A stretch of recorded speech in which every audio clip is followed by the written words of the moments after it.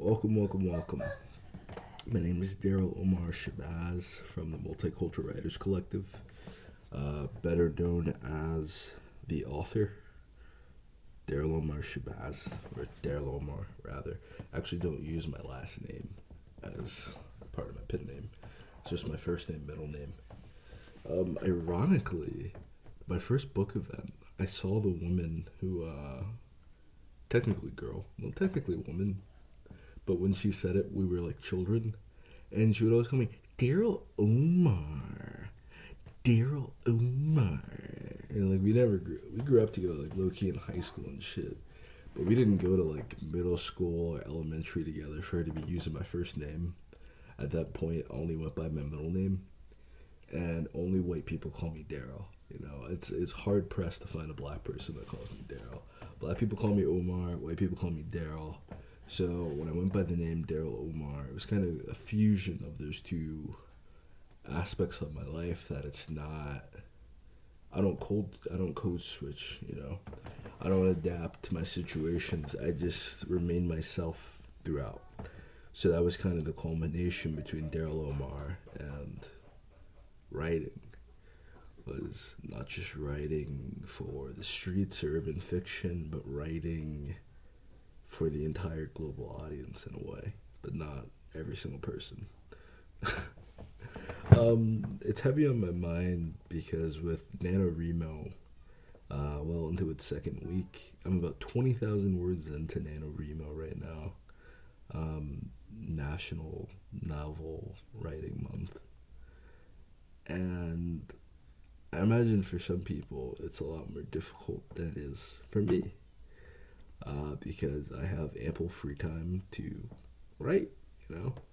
I don't really have the support that I would like. I don't have the fan base that I would like, but I do have the ample free time to do this kind of thing, you know. And I'm just not really.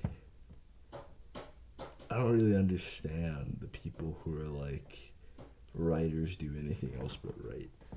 So I guess what I want to do with this video, while I'm a little bit nervous and still trying to find my groove for this, is I guess discuss how do you write more?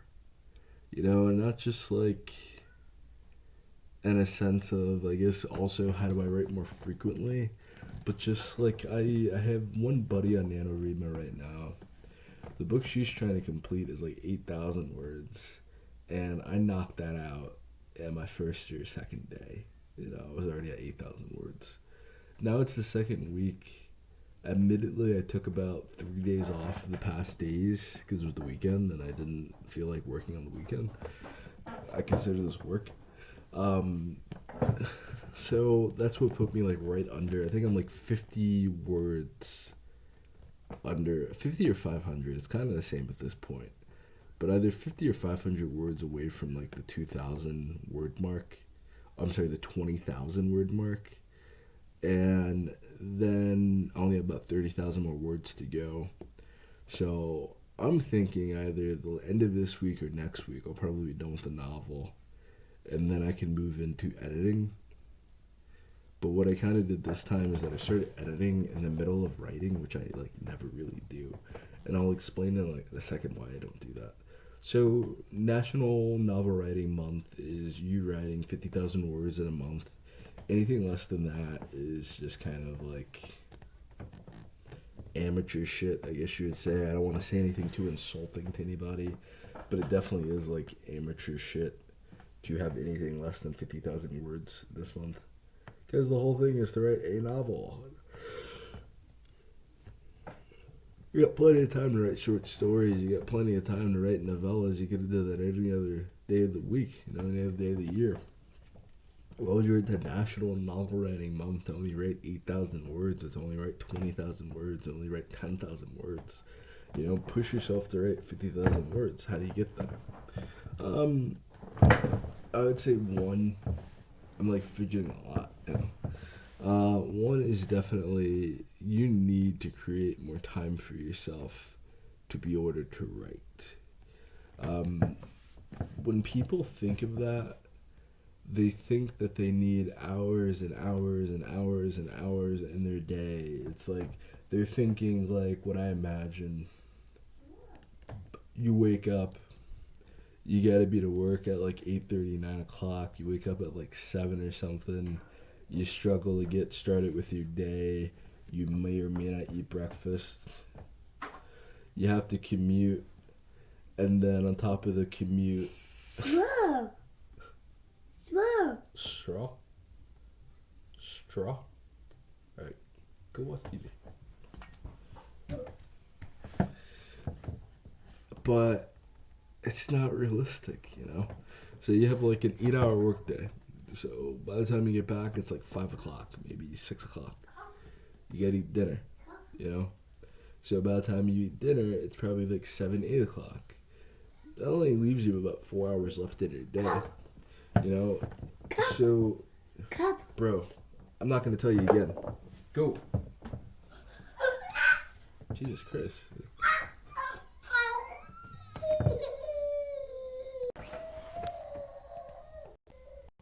So it's a little unrealistic to tell someone who's had like an entire work day that at the end of your day now, you now have to write for 4 hours straight and then go to bed. No television, no going out with your friends, no canoodling with your spouse or hanging out with your kids. You have to now go in and put 4 hours in a day. That is why I found a huge conflict with the work model that we're given in America, the 40-hour work week, matched with attempting to be an artist or attempting to start a business or something, because I kept telling people, like, there is no way to budget my time to do both.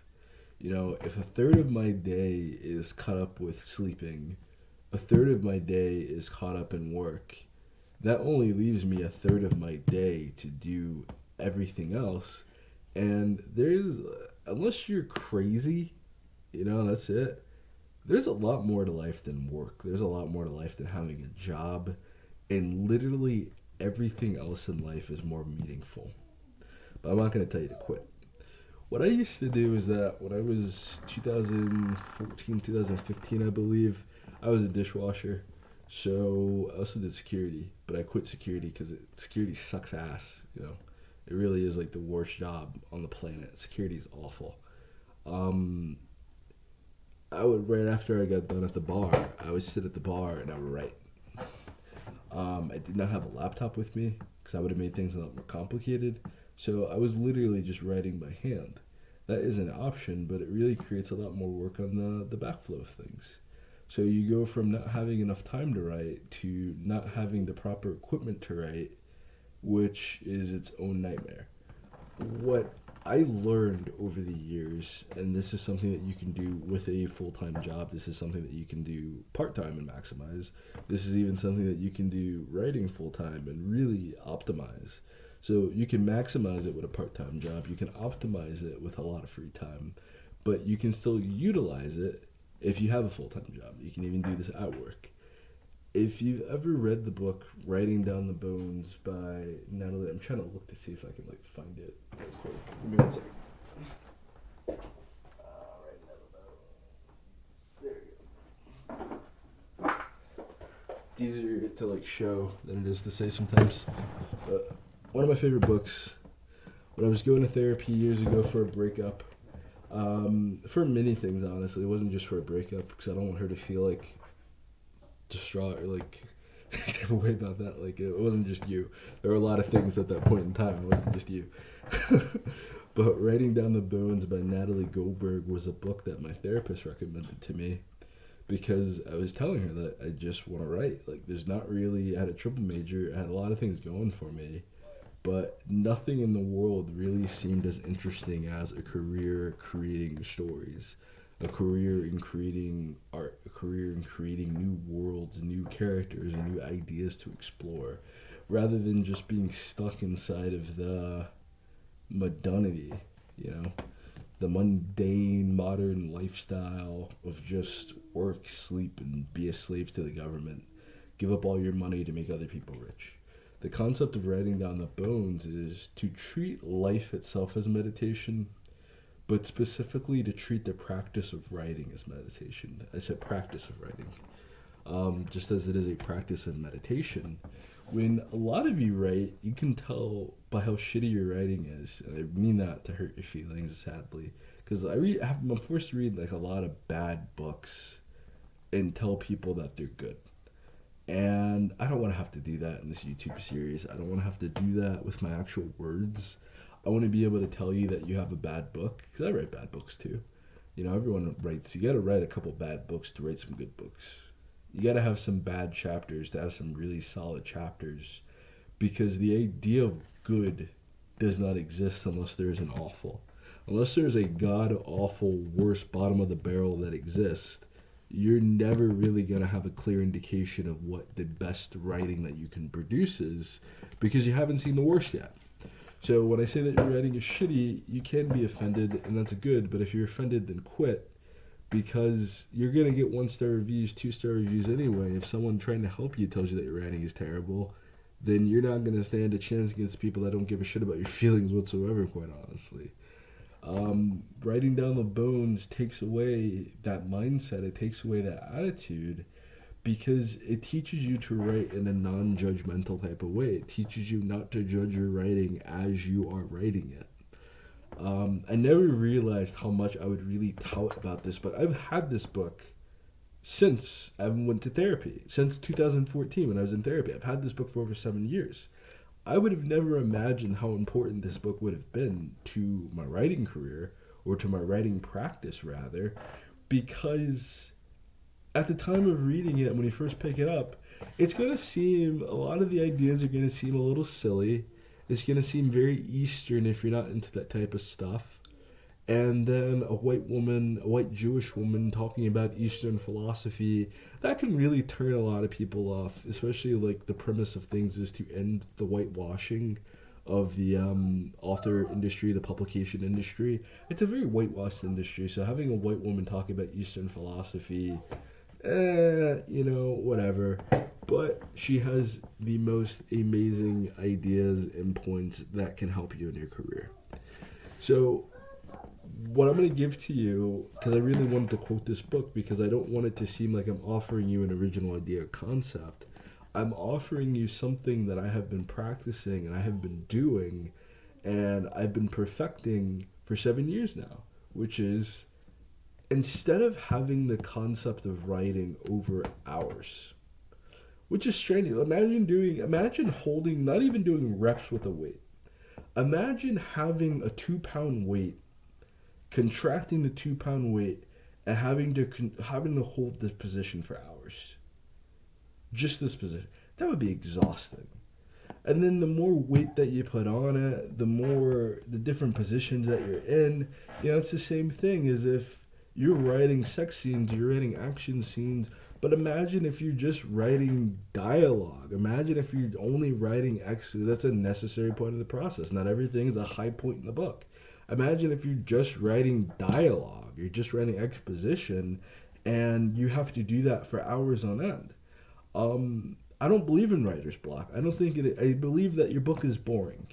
If you're not inspired, that's why I hit the point in my book, is that the story started to bore the shit out of me. I'm working on Dr. Wonderlust right now. The story started to bore the hell out of me, and I couldn't pick myself up to write anymore. I couldn't pick myself to really read or edit it, because I was having a great time. But when you have a limit to the ideas of where you want to go in the book, the book's either going to be better than TV, the book's either going to be better than movies, the book's either going to be better than YouTube, or the book's going to be a waste of time. If it's not better than all three of those things, those are the three biggest competitors for people's attention and people's time when they have some free time. So let's get to the practice first. What you need to work on is just sitting down to write for 20 minutes, regardless. It doesn't matter what you write. It doesn't matter if it's good. It doesn't matter if it's bad. But when you just get into the practice of writing, just sit down to write for 20 minutes, not 2 hours, not 20 hours. You don't need to just take a Saturday and write for 10 hours on a Saturday, or write for 12 hours on a Saturday. The things that you write are going to be terrible, quite honestly. To err is human. You know, more than likely your first draft of your work, your first book, is not going to be where you want it to be. Even if it does have all the major plot lines and ideas, I come back and review my book, I come back and read my work or edit my work, and there's a lot of small mistakes, there's a lot of lines that could have been written better, what have you, you know, etc., etc. Escape that mentality, because I'm doing that far later in the process. To give the scale of how I write now, or for Nanowrimo specifically, if I'm going to write this book in a week or two, maybe 3 weeks, 2.5 weeks at most, that leaves me, after I'm done writing the book, I will go back and edit. And that is the essential process of writing down, of writing down the bones, is get your 20 minutes out first. Get your 20 minutes out. Don't even lift your pen. Don't even pick up your pen. Don't even go back. Don't fix anything that you wrote. Don't backspace anything. Just liberate yourself and free yourself to write. I get to see a lot of constipated writing. What does that mean? You know what it's like when you got to take a big dump. There's nothing stopping you. It doesn't matter if you found a toilet or if you didn't find a toilet. It doesn't matter if you got toilet paper or you don't got toilet paper. When you got to take a big dump and you got to take big shit, it's coming. You're going to crap yourself. You know, it's coming regardless. And writing is very much the exact same type of way, that there are moments in which I have great ideas that I have to get down on paper, and I am not around. I'll be real as fuck with you. I just had to give my son some juice because he was crying. I do not remember what I was talking about. But that's great. That was a great reference to what we were, like, low-key discussing of the book right in front of me. Down the bones. That's fun, too, if you don't remember. You know, but just get into the practice of sitting down for about 20 minutes. Not hours. It's not an hour. It's not an hour-long process. It's like you might calculate hours throughout the day. But just imagine, it's like, it's not about, because a lot of people are not artists. You know, they want to write a book. They're not meant to be writers, which is great. You know, you can write a book regardless. You can get your publication, get your work out there. You might even sell a few hundred copies, you know? But if you're an artist, you're a true artist. You're not judged by the hours of work that you're putting in. You're judged by the 10,000 hours of practice that you're putting in. But you're not judged on a daily set of hours like an employee. An employee is the opposite of an artist. An employee will never understand what it's like to be an artist. You can get quality work done in an hour that will take an employee 5 to 8 hours. Because the employee is not paid off the quality of their work. They're not paid off of their usefulness. They're just paid to have some mindless drones that sacrifice their dreams and sacrifice their ambitions to make somebody else rich. So whatever this rich nigga needs, that's what the fucking employee is going to do. As an artist, you really need, I'm not going to say it's the opposite in those regards, because it's a lot more complicated than that. Once you get into the business aspects of things and you become the douchebag that needs people to make you rich, is that 30 minutes of quality creativity is far more valuable than hours upon hours of staring at a computer screen to call it productivity. I don't need to sit down for hours to write. I need, like, probably, it might add up to an hour once I'm, like, done with my day. I probably get a few hours in. But my real writing process is to sit down 2 minutes, 5 minutes, get some quality work in, go back to whatever the hell I was doing. You know, after I get in the first 2 minutes or 5 minutes, you know, maybe I can get in about 15 or 20 minutes. Once I get into 20 minutes, I no longer have to focus on how do I fit an hour of writing into my day. I only have to figure out, how do I fit in 5 minutes here, 20 minutes here, 30 minutes here. And I had to learn that from working so many fucking jobs and then trying to run a business and then be an author on top of it. now I get to kind of focus on just being a dad and being an author, which is awesome for the time being. And it's a whole different mindset because when you are a dad, moments like this, I get 20 minutes out of my day to make a video. I don't have hours upon hours to speak to the people, to say everything that's on my mind. You know, I got about 20, maybe 30 minutes, and then I'm right back into dad mode, you know?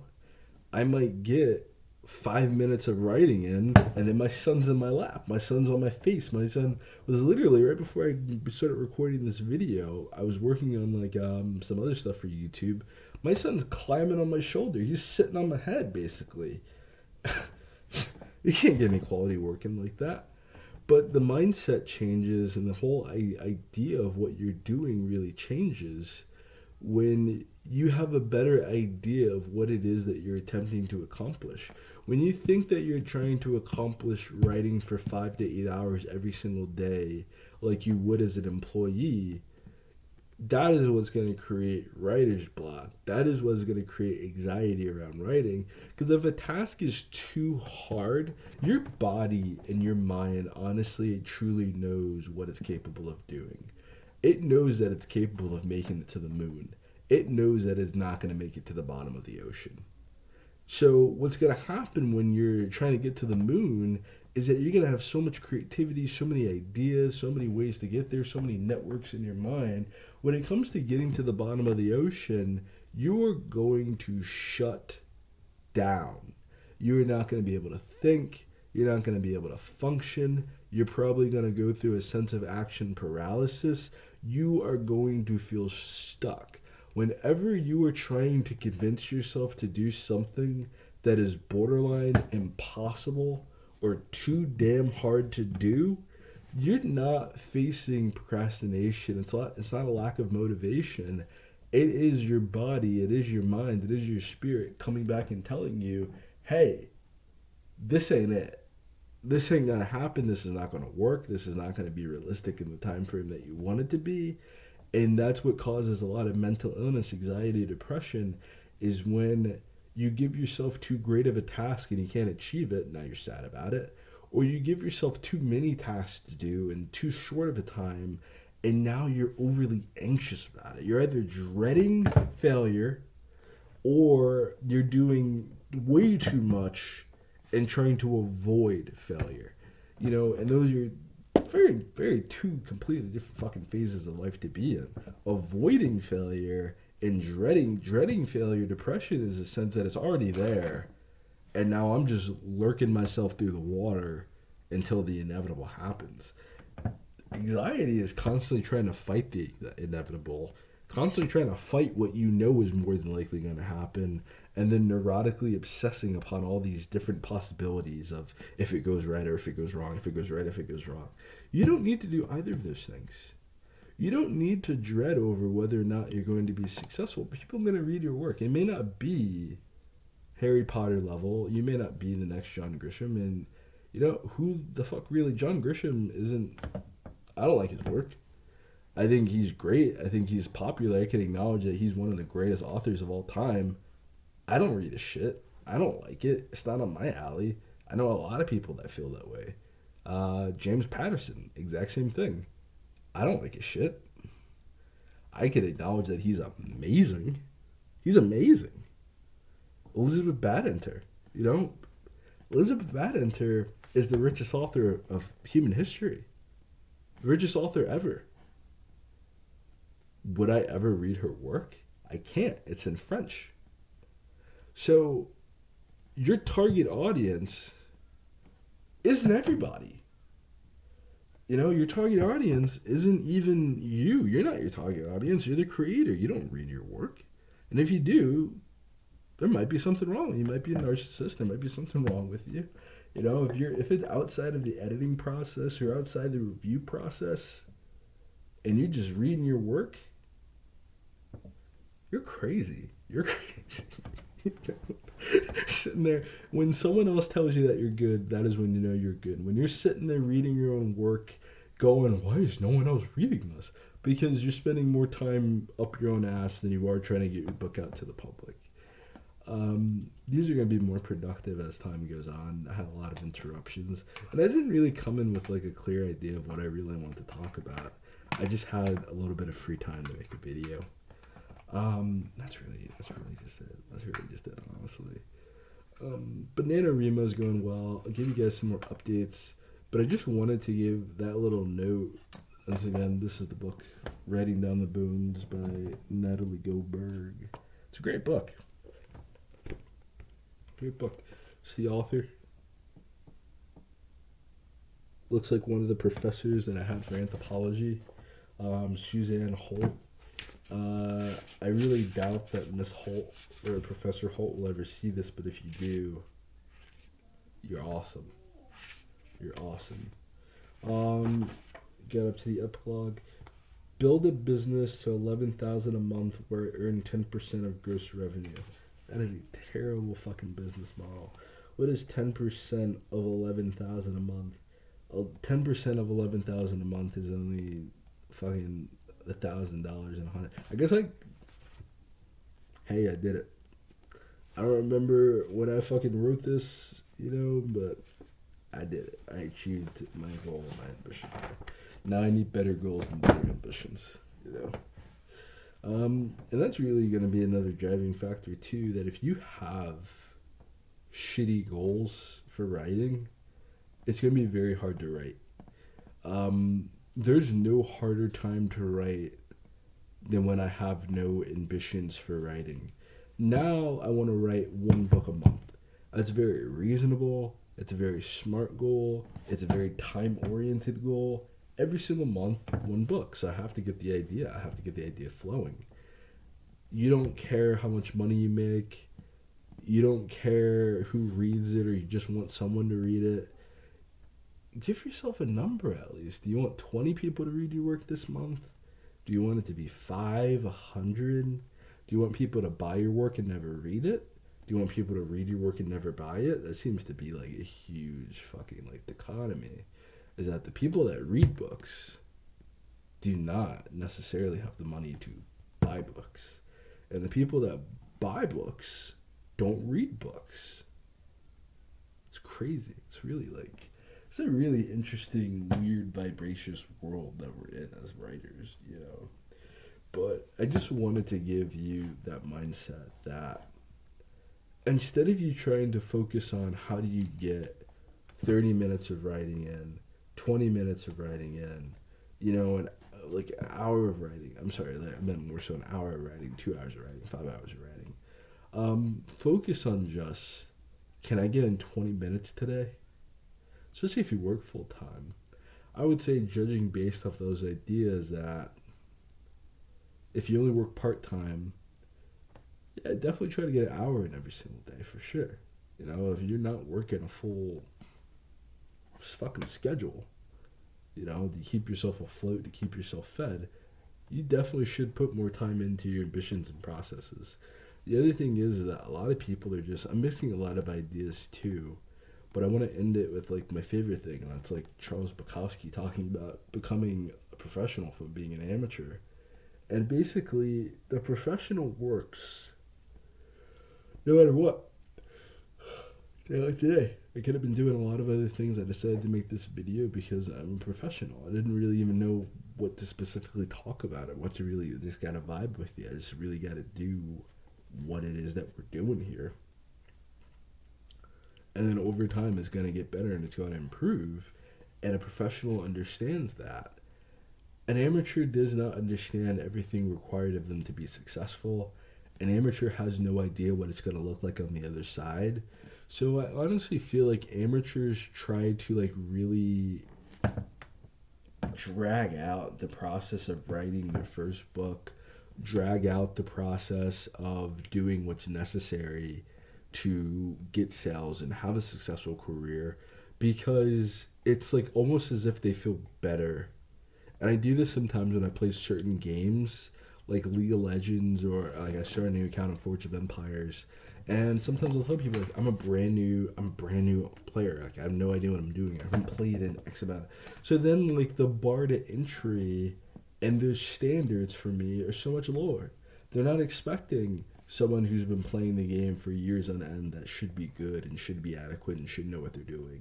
Now they're expecting some guy who hasn't played in who knows how long, a day, a month, who knows, a business course, who knows, So it's like, I feel like some people want the expectation for them to be lower, and they want the expectation for them to be almost non-existent, so people just read their book regardless, and they just see it for what it is regardless. When you take that step to becoming a full professional, and you embrace all the responsibility, you embrace all the standards, you embrace the competition, you embrace the fact that your book has to be superior to other people's books, because someone is looking at your book while looking at every other book. There's like 1 million books written every fucking year, damn near. Looking at every other book that they might buy. But then they also have to look at YouTube, they have to look at television, they have to look at movies, they have to look at spending time with their family, spending time with their friends, spending time with their kids, working, and achieving their own ambitions and goals, writing their own book, or not writing at all, having nothing to do with this fucking industry, because when they were 5 years old, their parents hit them with books, and now they don't fucking read, Professionals can accept when you embrace the standards, you embrace the work, when you embrace what is necessary to succeed, you're going to excel. If you're not going to embrace what's there, you're never going to be aware of the standards that exist for you. When you step over to at least become aware of the standards that exist for you, to at least become aware of the standards that a real author has to go through, and the I guess task list, to-do list of everything an author has to do, you're liberated. You're fully free. You can finally be yourself. You can finally be who you are, because you have accepted that you're at a completely different fucking level in your shit. If not, you're always going to be bad. And not only are you not going to understand how to fix being bad, you're just going to keep making excuses for it. Instead of just, there's no one to point fingers at. There's no one to blame. If you don't write, you don't write. That's on you. That's not on, I work every day. I just gave you a system to finish a book every single month. That doesn't just apply to me writing for Nanowrimo. I've been publishing 1 book a month for the past few months. It applies to everything. 5 to 20 minutes in a setting, and then you can multiply that throughout the day, and then every hour you can give yourself five minutes. That's a lot of fucking time. Every hour you can give yourself 10 to 20 minutes. That's a lot of fucking time. And now you're liberated from the idea and obsession. I have to do this sitting still for straight. You would never realize that that's a possibility. That's an option. Don't hold yourself back because you don't want to be aware of the responsibilities that are out there. Don't hold yourself back because you don't want to reach a higher expectation of what you're capable of doing. Because honestly, once I've realized, I was like rebellion of a lot of things when I got started. Once I realized what I really was being asked to do, and as a writer, but also as a self-published writer, so as a publisher as well, within the publication industry, there is a different standard of doing things. It's not a secret. It's not bad. It's a great thing. Once you realize what that standard is, it's not hard to reach that mark every single time. It's not hard to really identify and study. This is how people become successful authors. I'm reading now and studying. I'm not ashamed to say it, but I'm reading now and studying how do people actually sell their books. I'm doing a pretty adequate job on my own. I'm a best-selling author, but I didn't get it. I know it looked really cool when I grabbed it, but I missed it. It was gone before I even got there. I was probably watching the video and I saw the video that my hand was coming, so it dipped out of the way. Whatever, it was a fly. But just don't be afraid of expectations. You more than likely have just created a completely unhealthy image of what it means to be an author inside your head.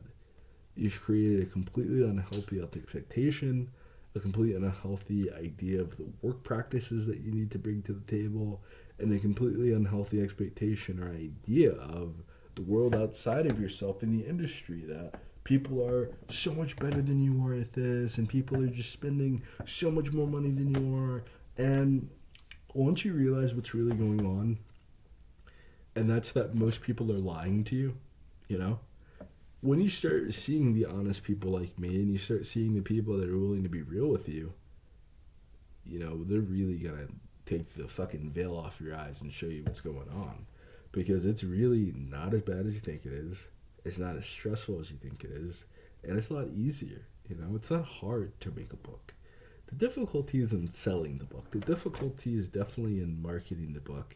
And the difficulty is definitely in marketing a book before it is written.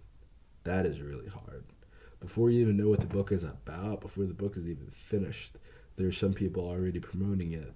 Because they're also going to take like months or years to finish the shit. So they want their time to be worthwhile because they're not an artist, they're not a creator. You know, they're just... A lot of people that get into this for the money. When they don't find the money, they want to talk shit. You got to be good to get the money. You have to be one of the best to really get paid off of this. J.K. Rowling wasn't just some homeless chick off the street. J.K. Rowling is extremely talented.